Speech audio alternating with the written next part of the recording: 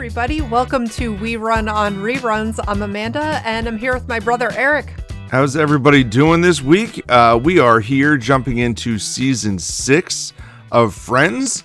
And Amanda, I have to start with a recanting of information from last week. Oh, boy. And I know, okay. I'm sure you already know where I'm going with this.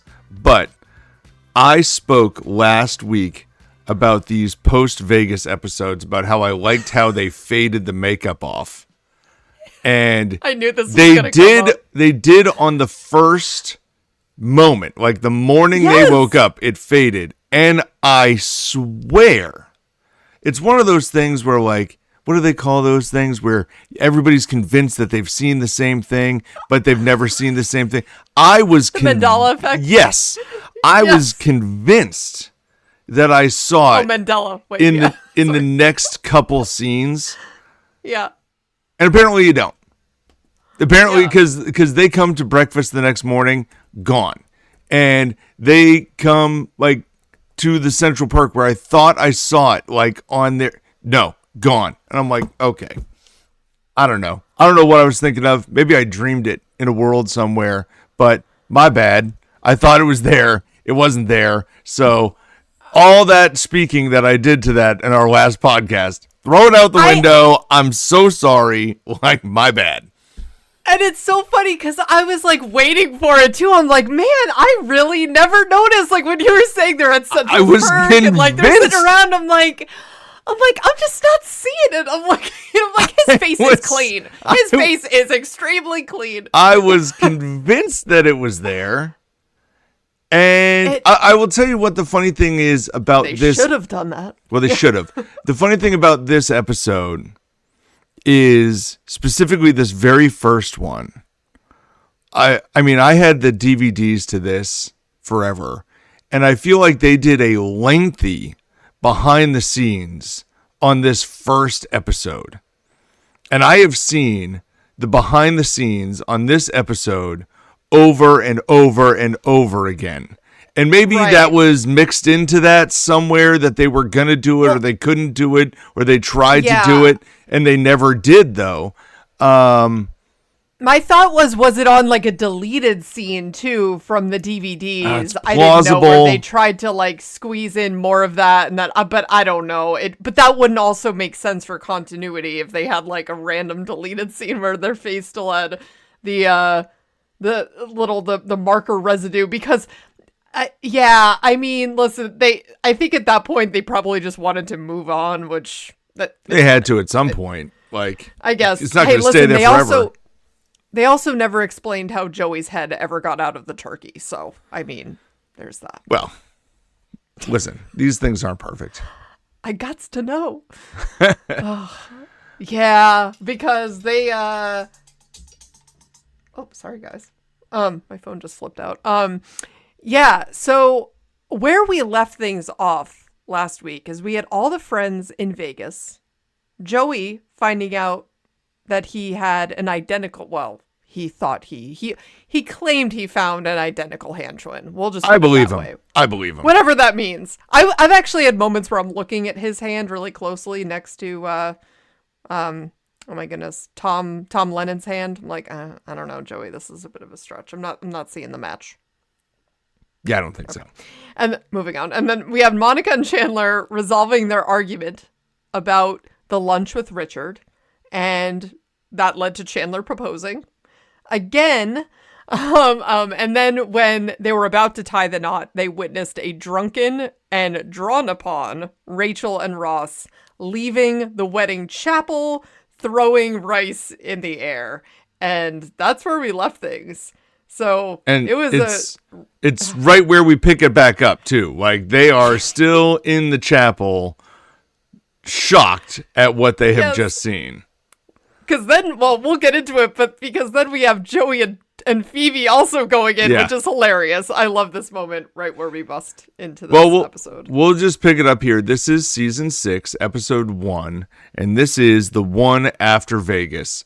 And here we have Monica and Chandler, who are at the chapel watching Rachel and Ross come out, and Phoebe and Joey are rolling in, and there's a whole situation where Phoebe decides to join Joey on the road trip back, and Ross and Rachel are learning that they're actually married, and Chandler and Monica are looking for that sign to decide to get married again. And boy, do they get a bunch of them.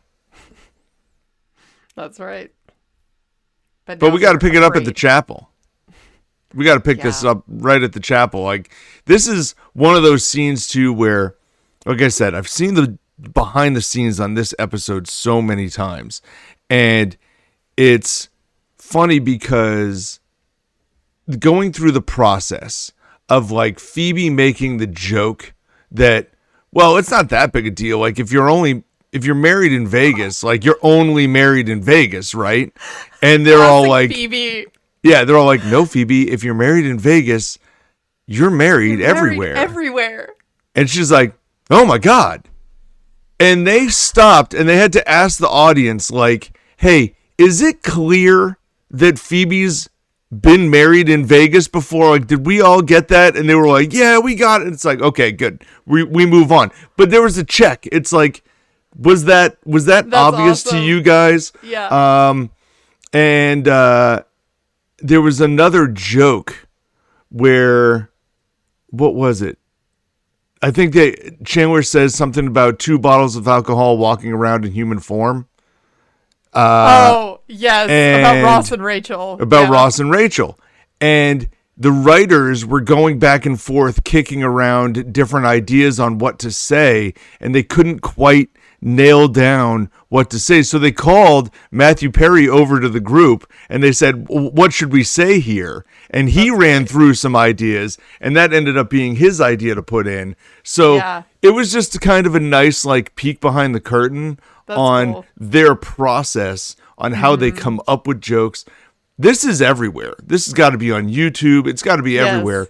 Like, go check out this behind the scenes, because it's a real look at not just how they come up with the jokes, but how they ask the live audience their opinion on things, and also then the editing process afterwards, like how they chose which angles to pick when it's Ross and Rachel in the living room and they're going back and forth, and Rachel's like up and spinning around, and they're trying to like catch her on both sides.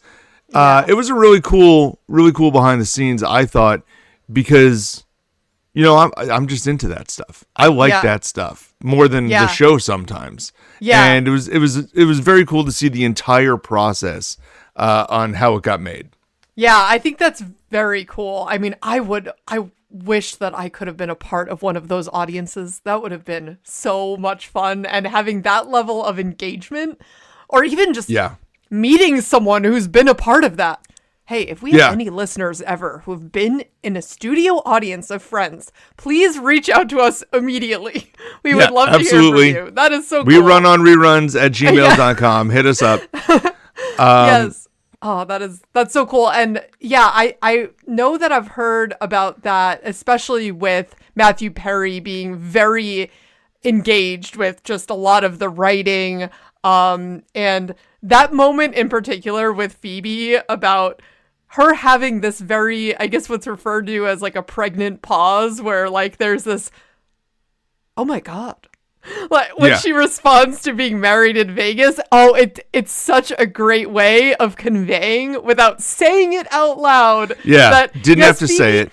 Not only has she been married once, I don't know, maybe she's been married more than once in Vegas. It's unclear. It's like she just thought it was a joke, is the way that it came off. And hey, it's just a Vegas wedding. It's not a real thing anyway, right? And it's like, oh God, that's so good. Yes.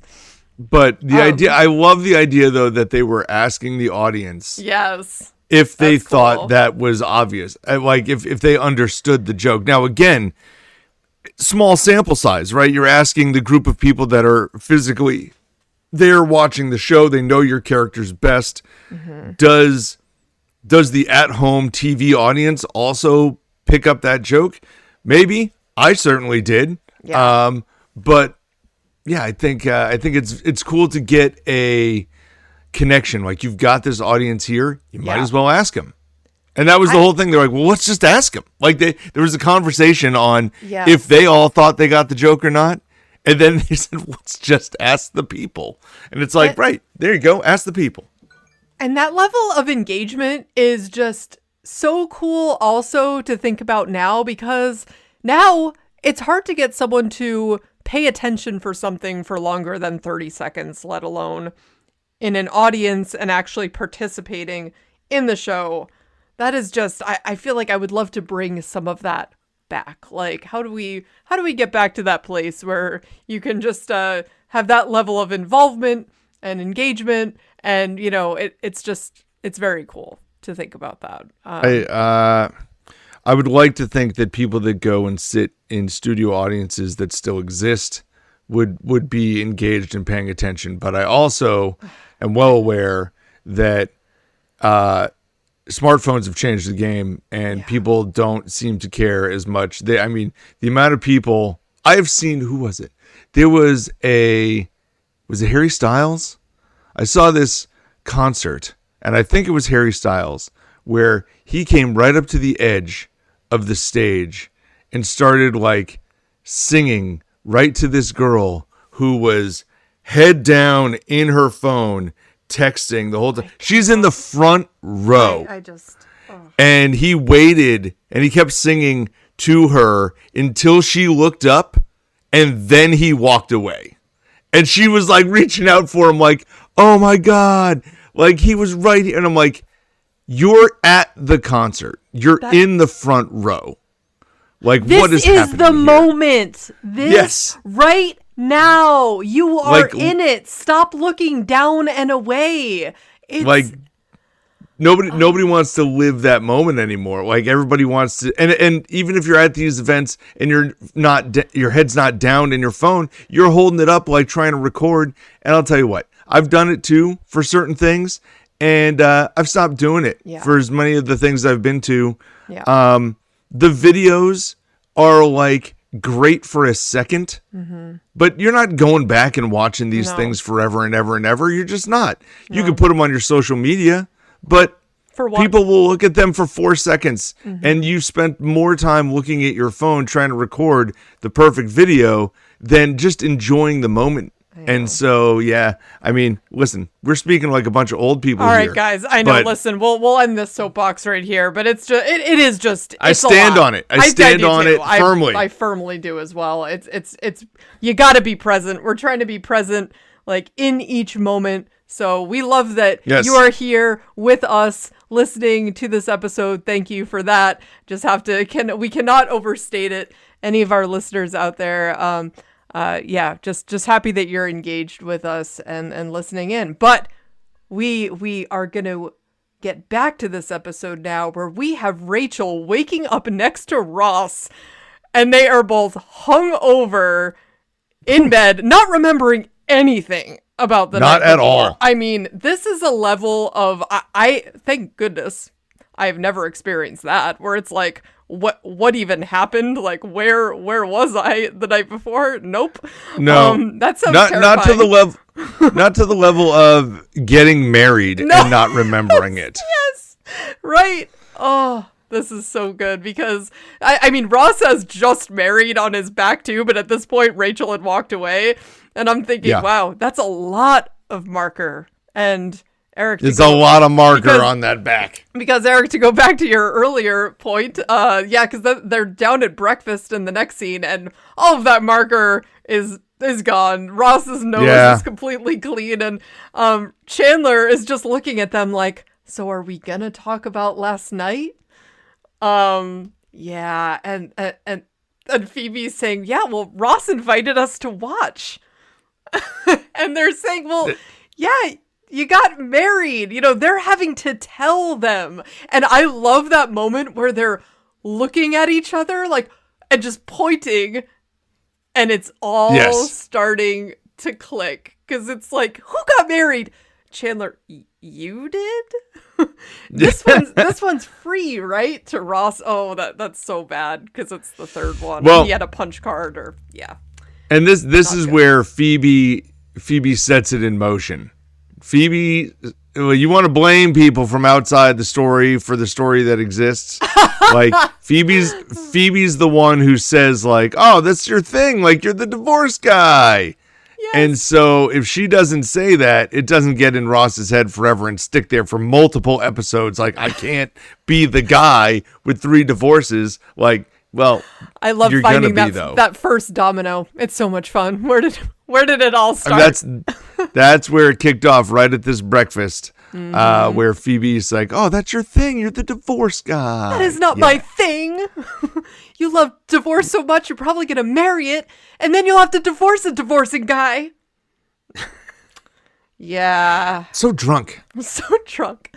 Yeah, it's, but Ross is, because he's then thinking, well, we could just get annulled. We don't have to get a divorce, which honestly, that's a fair solution. Except, hello, Ross, you would think, especially since he's been through this process, he would kind of know one of the basics is that both people probably need to be present for these types of things. I mean, and that is part of his.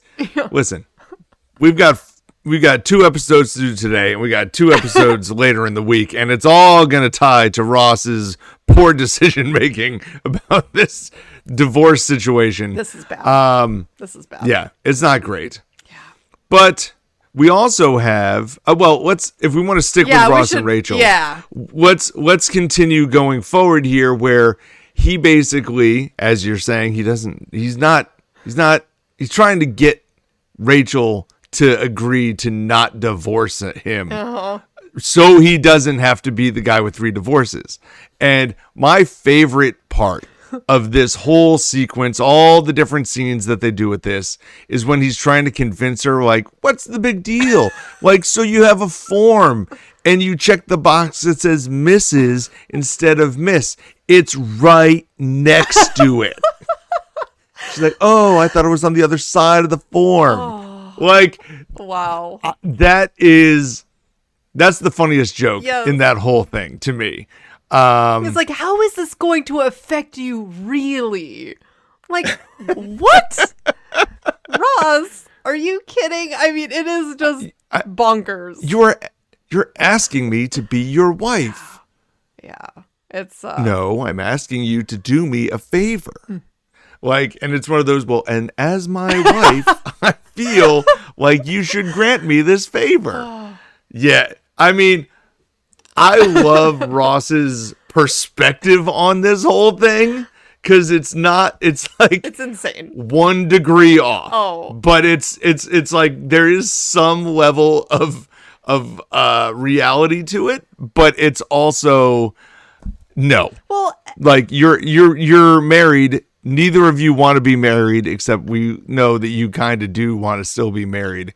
And what's interesting too, Eric, to me with this whole storyline is like in this episode, it really seems more of like like you said, he just wants to avoid getting divorced for a 3rd time. And it's just oddly like, it's more of like he's embarrassed, and it's like this weird strategic play for him.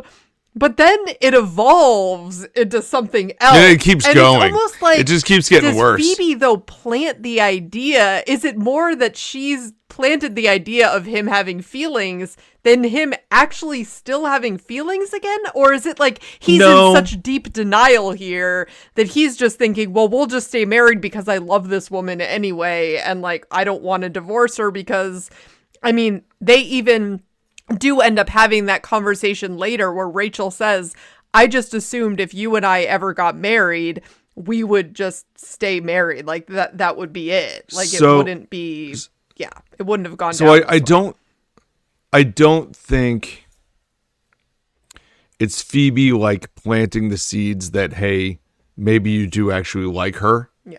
I think it's just her awakening that in him. Yeah, like that's a little different. I think like she's not convincing him that he likes her. I think she's just kind of broached this opposing idea, and all of a sudden he's like, no, I kind of do still like her, I think. You re-love her. And yeah, exactly. So it's one of those. Well, it's one of those things. But I do also love the close to this show because this is all still tied in. The best. Where Ross sits down on the couch and he tells Phoebe, he's like, "Hey, yeah, we're still married. Don't tell Rachel. See you later." Oh my God. The way he says that is so good. And I love that you get to see it twice too, because this is not a common thing with Friends where they not only pick up where they left off, they actually do this scene. They show this exact scene again at the beginning of the next episode. Yeah. Where just the very end of it. It's perfect because it's like, want to hear something weird? I love how he says that to Phoebe. I didn't get the annulment. We're still married. Don't tell Rachel. It's like, what? don't tell Rachel. See you later. Yeah. And then he just gets up to go to the movies with Rachel. And Phoebe's like, whoa. Yes, and we'll get there. Yeah, all that, this whole story is full of great jokes. It's full of humor, and in all honesty, I kept saying like the Ross and the Vegas story was fully carried by Ross and Rachel, even without them getting married again, because that happened at the very bitter end. Yeah. And it continues at the beginning of season 1. Like these episodes are carried by Ross and Rachel heavy, which is fine because we haven't seen that really in a while. Yeah. Like maybe Ross by himself or Rachel by herself, but seeing the relationship back in action as the core is nice to see. I agree. And we also have Chandler and Monica just realizing, well, you know what? Now that we've seen... this has maybe taken a little bit of the, the romance out of their idea. Maybe that's the wrong way of putting it, but they're realizing, wow, we just saw Ross and Rachel dive headfirst into this, and it seems really crazy, and it kind of just set them back in reality, and they're just realizing, you know what, we maybe aren't even here yet, and let's just roll this back a little bit. But they are kind of concerned about letting the other one down, right? Because they don't want it to seem like they're not in love, because they definitely are. It's just that they haven't even moved in together, and that's really the direction that they end up going and make that decision. But we have Chandler trying to talk to Joey about it, and I love Joey's reaction. It's just where he's just like, not the guy to talk to. No, but at first it's like Joey's saying, "Wait, who is going to be your best man? Do not say Ross." He's very upset about the potential of Ross being his best man, but no, he's just like, yeah, just tell her she's not marriage material. It works really well for me. It's like, oh, Joey, that is not gonna land right. Yeah, that's not what he's trying to do here. Because the question, the question is, how do you tell her that you don't want to be married, but you still want to be together and not hurt her feelings? And the answer is, tell her she's not marriage material. No. Like, oh, Joey, if she's anything like me, she'll just be relieved. She's not like you, Joe. Oh my God. She is not like you. This explains everything that you need to know about Joey's relationships right here. But it's all the little things that keep happening with the elevator opening to the priest, and then as they're trying to get back into the apartment and he's carrying her through the threshold, and but I just really like where they end up getting to, where Chandler is just saying, what if I just unpack here? And then Monica's like inability to understand what he's saying is really funny. Yeah. And I love that moment where she's like, well, that just means all your stuff would be here. Yes.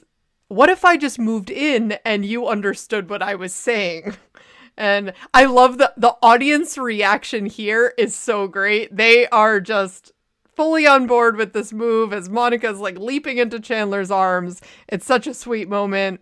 And I just think that this is so perfect for them. And I like that they made this decision here to really get to bond more at this point. Yeah.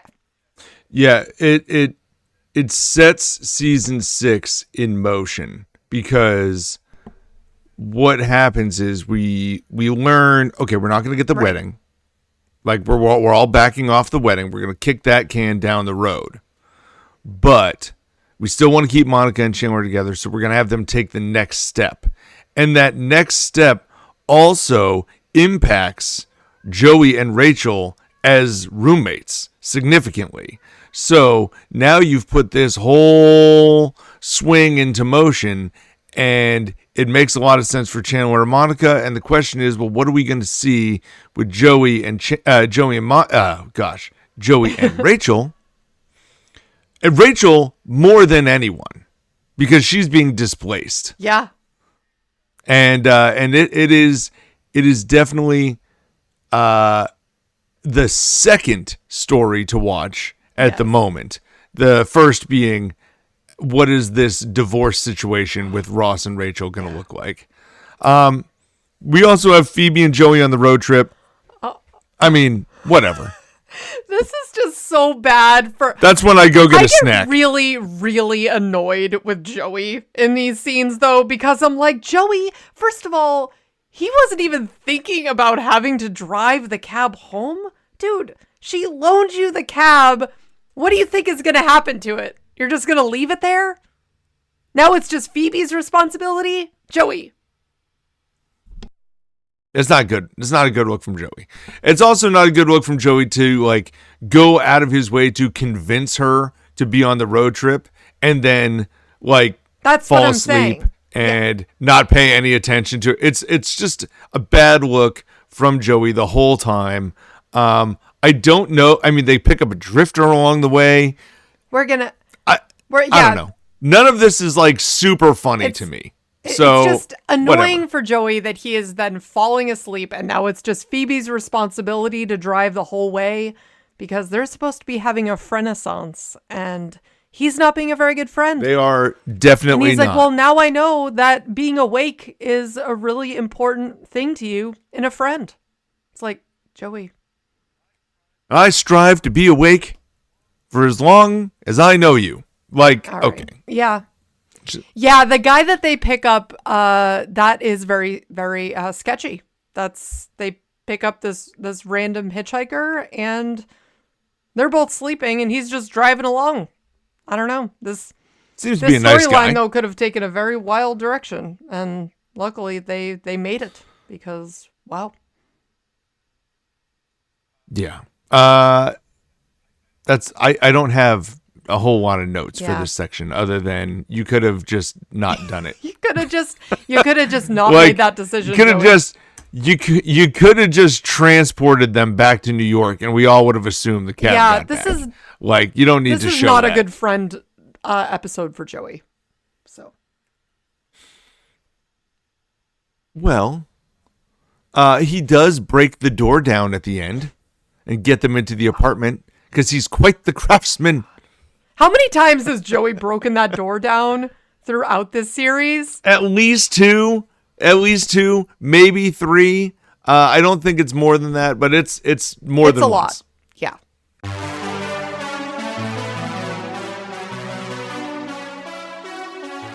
Well, we'll jump into the next episode here, and that is season 6, episode 2, the one where Ross hugs Rachel.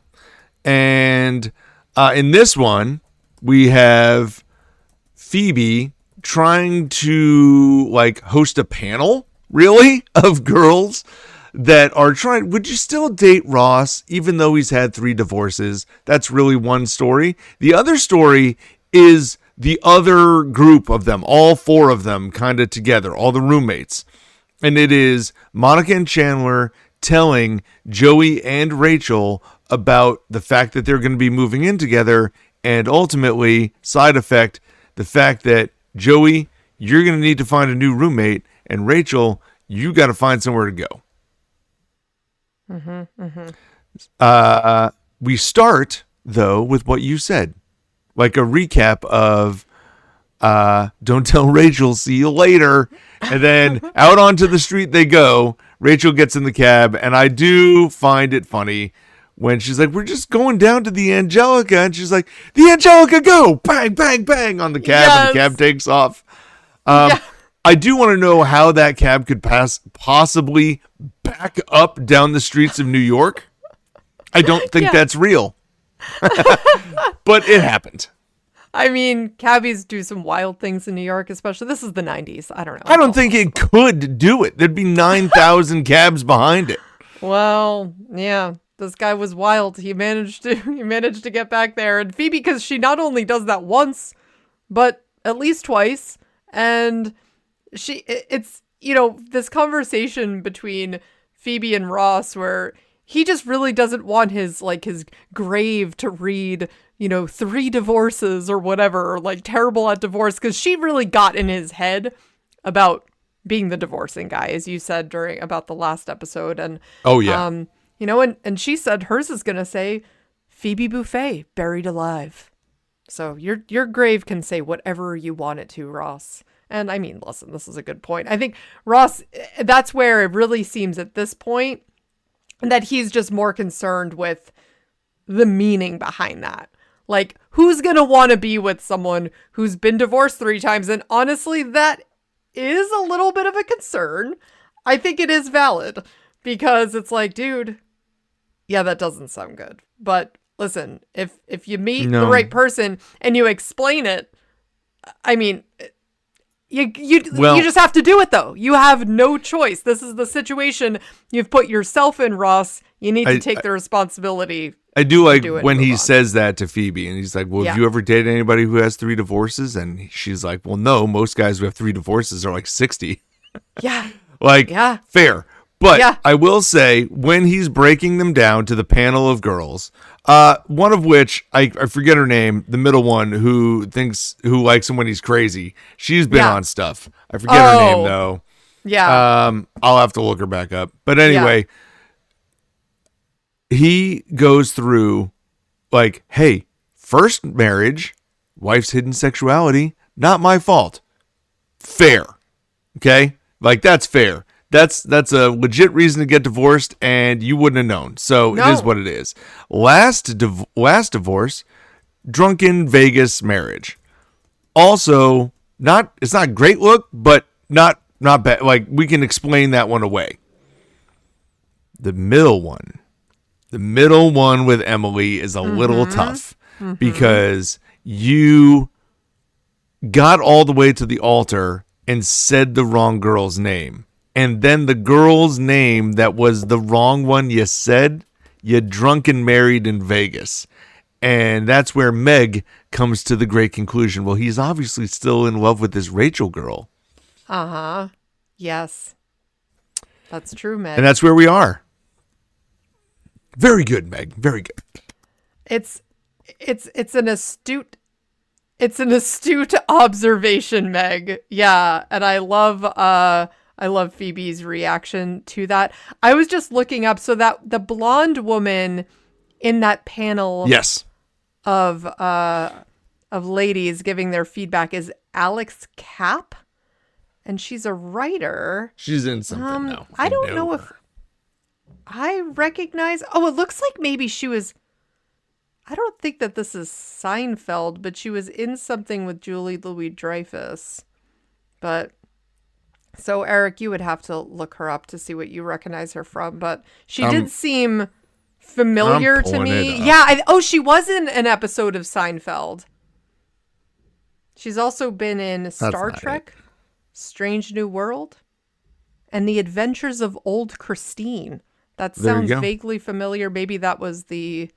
Oh, yeah. Well, that was a sitcom. Okay, that's probably what it is. That was a sitcom for a few years. Did you see that? With Julia Louis-Dreyfus and Clark Gregg. That was on for a while. I mean, it was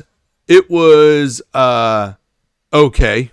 That's how I'm going to phrase that. That show was all right. It had a pretty decent cast, though. And she was part of that. So there you go. That's probably what I'm thinking of. Although I forgot that sitcom existed until you spoke it into existence. Yeah. Yeah. But Ross's reaction here to this woman who's saying, well, he's obviously still in love with this Rachel girl. And he's saying, she means nothing to me, nothing. Like flipping out. Yeah. That's always a moment I enjoy, because then I think to prove all of this, how he has no feelings, he just is marching right over to his lawyer. Listen, never before have I had so much business from one client. Is this the same Rachel whose name you said at the altar in your second marriage? Have you considered therapy? And yeah, he's like, listen, just the divorce would be great. Thanks.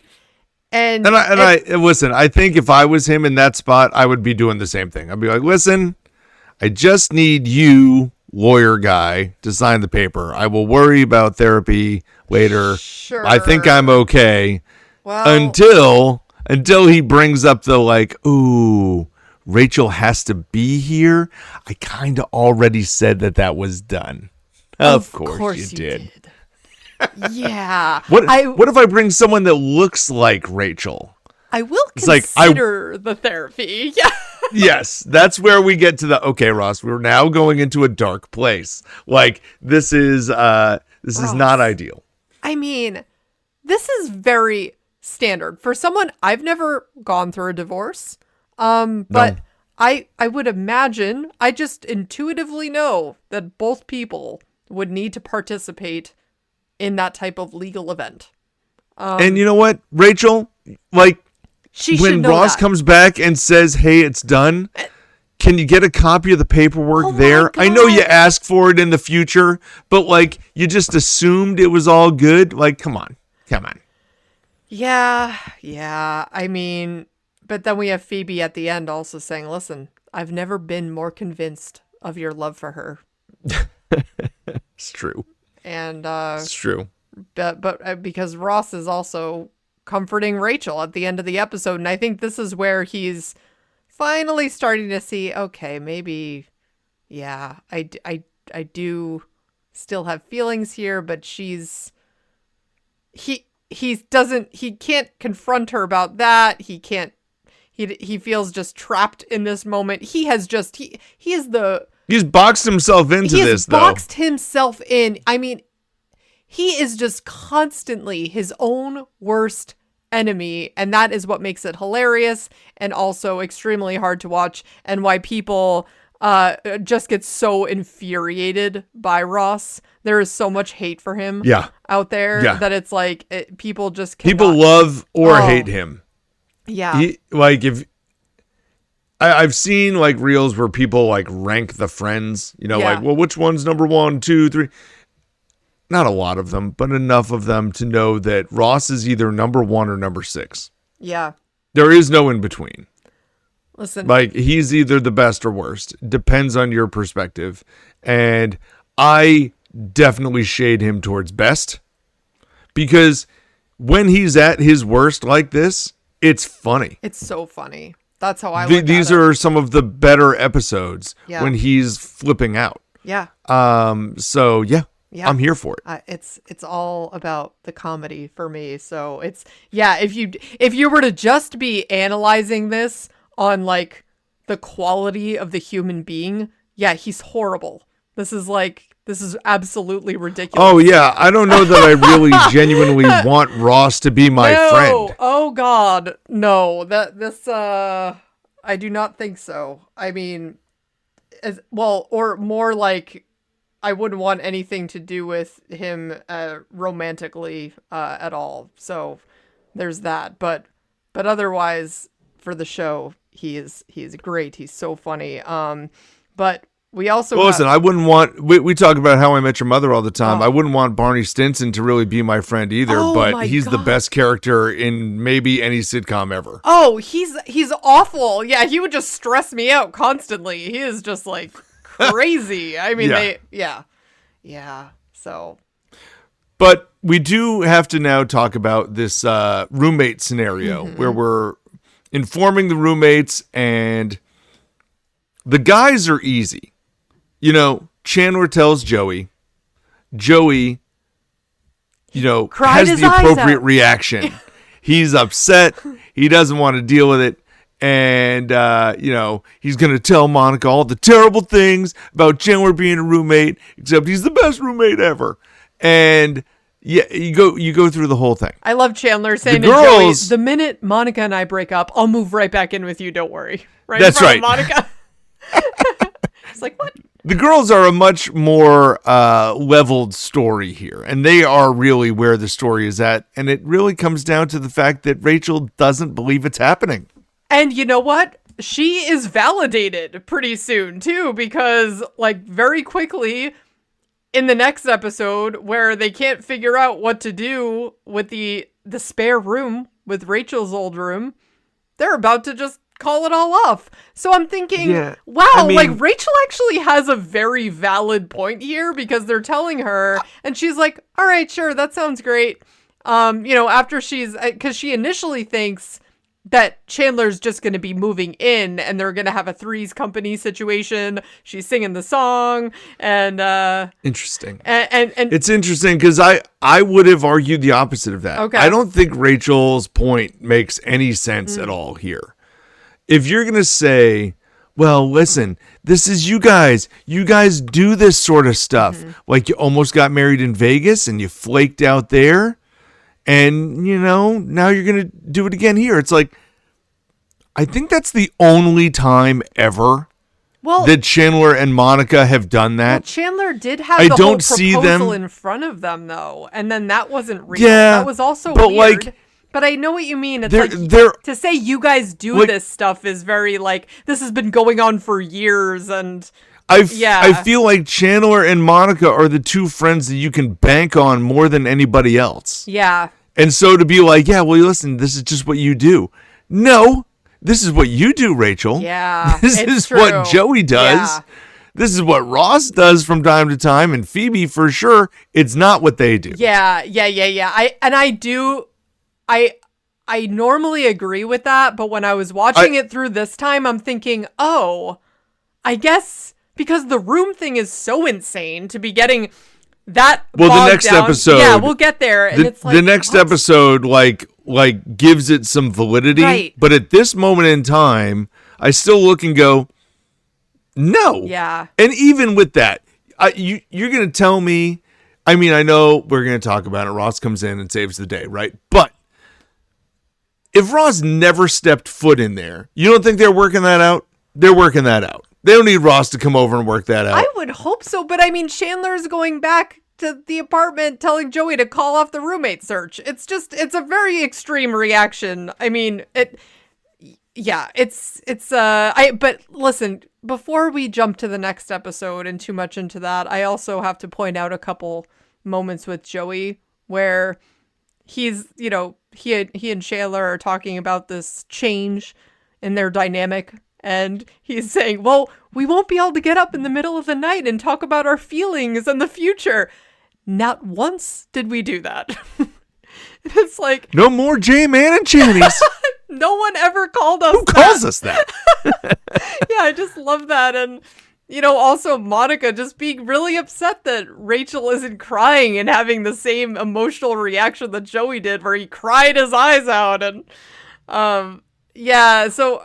I also find it interesting that when she provides cookies for Rachel, they're terrible. You know, you're a chef. There are a couple moments where there is this reaction to Monica's cooking, and I'm like, why did they write that in? Why would they write in It doesn't make any Monica sense. being a horrible cook and them not liking her food? She's the chef. It's very confusing. I had this weird flash where I was like, are these cookies?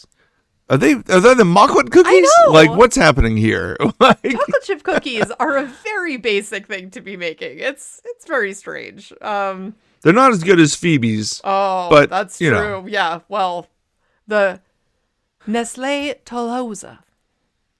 Yes. Well, but it's the end of an era, you might say. And, you know, Monica is finally convincing her that it's going to happen and they both really want it. That it's for real. And that she does finally get the emotional reaction from Rachel that she was looking for. And all is well. And that's where we leave things.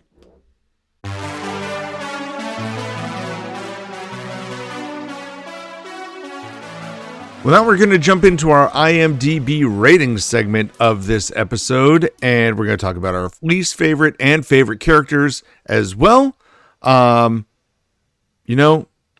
We ended last season on a pretty high note. The Vegas episodes were an 8.6 and a 9.0, although not the highest for season finales. We'll admit that. Although, listen, Ross and Rachel coming out of the chapel, we both agreed. That's a 10.0 moment. That is top 10 moments. Yeah. Because you never saw it coming. You really didn't. No.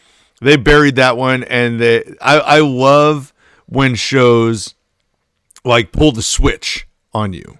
And it's so easy to see it now, but like when you're watching it the first time and everything is around Monica and Chandler, there's no concept that Ross and Rachel are heading to the wedding chapel. Right. You just think they're stammering drunkenly around Vegas.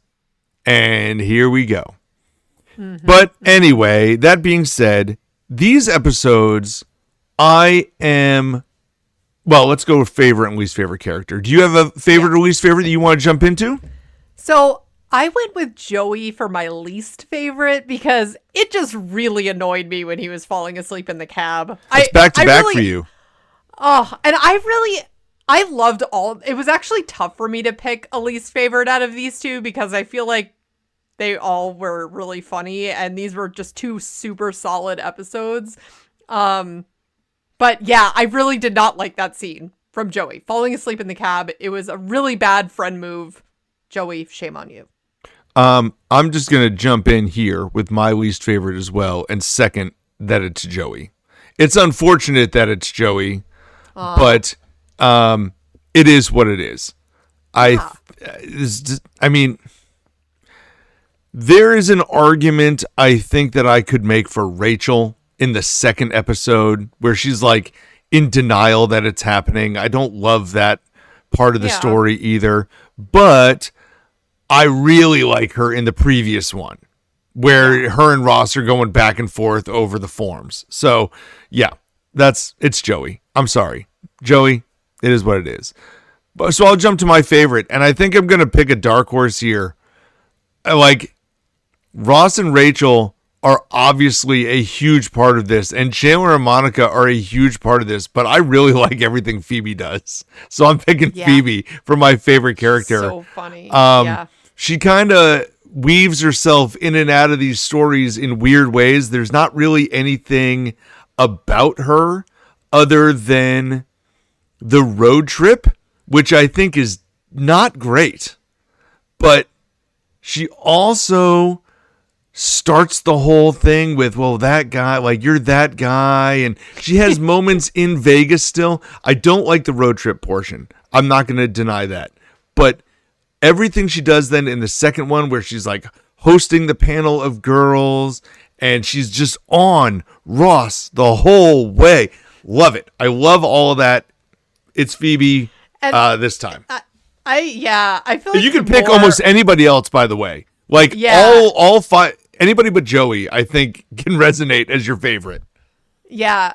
Honestly, just in general, I feel like the more that you watch Friends, the more you realize that Phoebe is like one of, if not the funniest of the group. Like, she is just so good. I love her so much.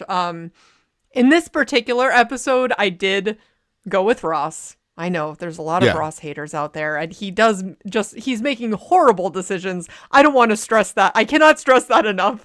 I do not condone Ross's choices here, but he is just so funny. Like him at the lawyer's office and like the three divorces. I think that's fair.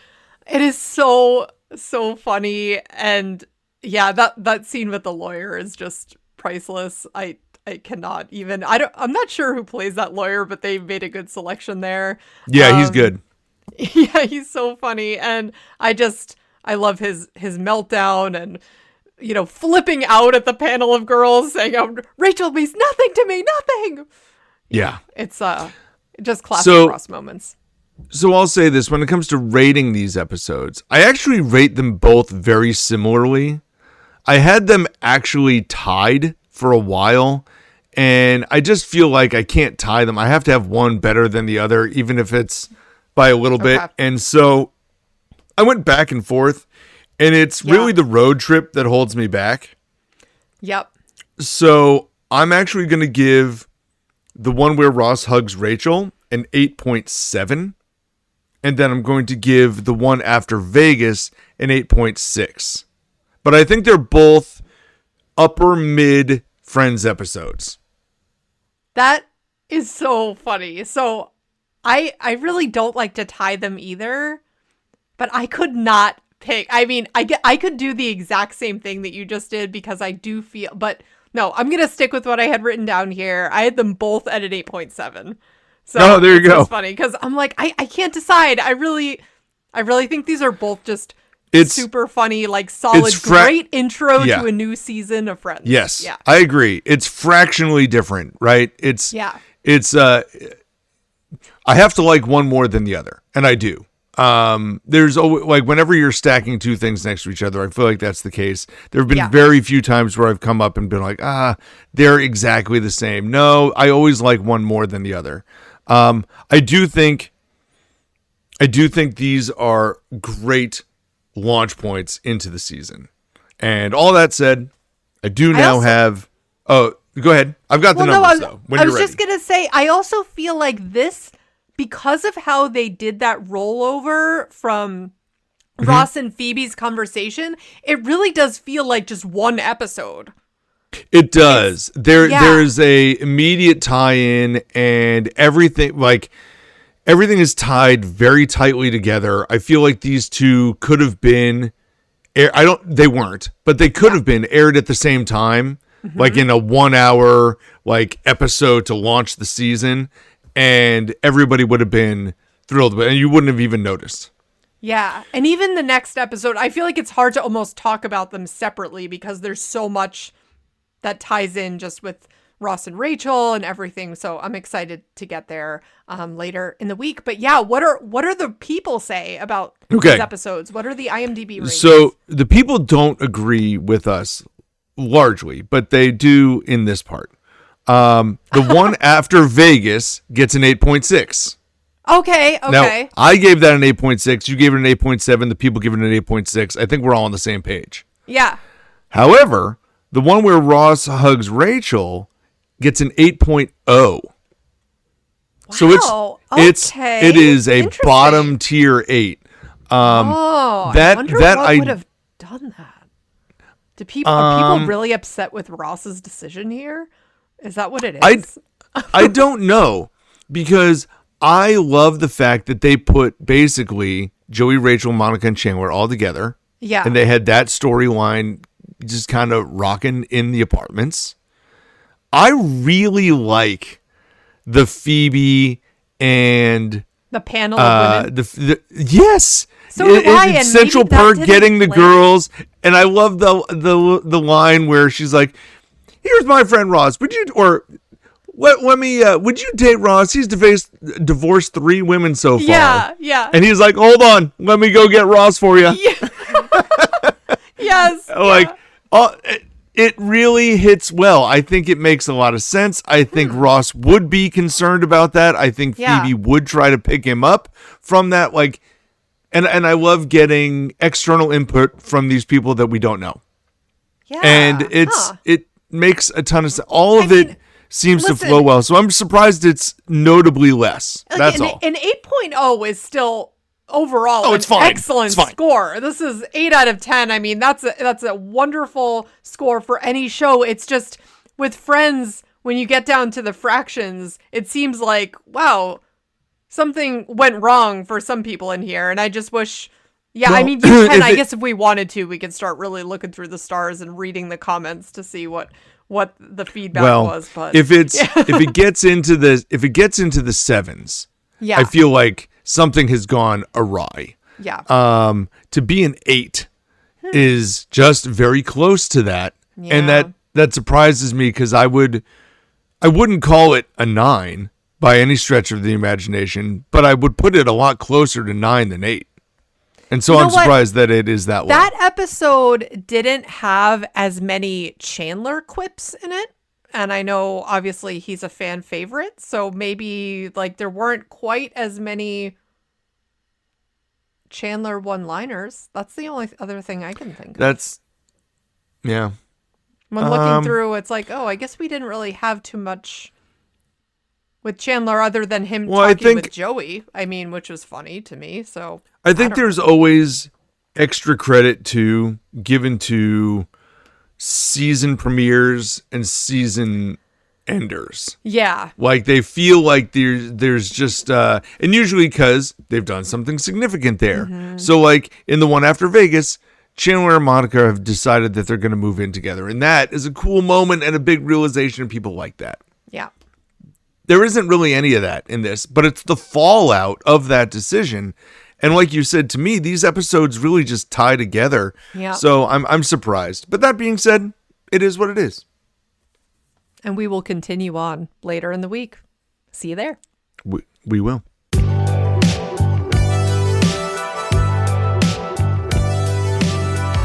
Well, thank you so much for listening to the We Run on Reruns podcast. Please follow us on our socials, our Instagram and our TikTok and our YouTube channel.